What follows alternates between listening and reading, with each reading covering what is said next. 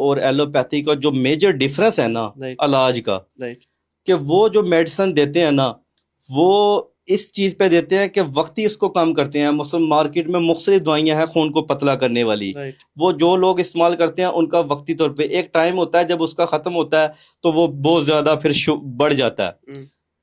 ہم کیا کرتے ہیں ایسا بھائی، دیکھیں اللہ تعالیٰ نے انسان کو عقل دی ہے، تھوڑے دماغ سے کوئی بھی جسم کے اندر چیز بڑھ گئی ہے اس کا کیا علاج ہے؟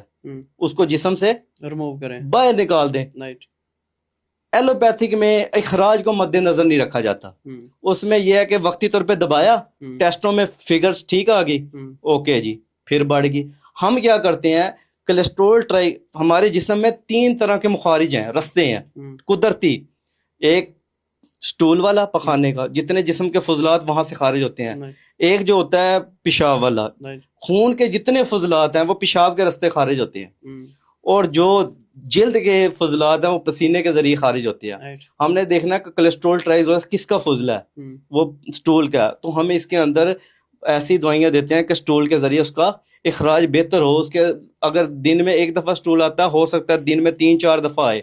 اس سے کیا ہوتا ہے اس کا اخراج. اگر یورک ایسڈ فرض کر لے بڑھ گیا تو ہم گردوں کے فلٹر کو تیز کرتے ہیں کہ یورک ایسڈ اس کے ذریعے باہر رستے کے نکل جائے. ایک چیز جسم سے باہر نکل گئی ہے وہ آپ کا ہمیشہ کے لیے مسئلہ حل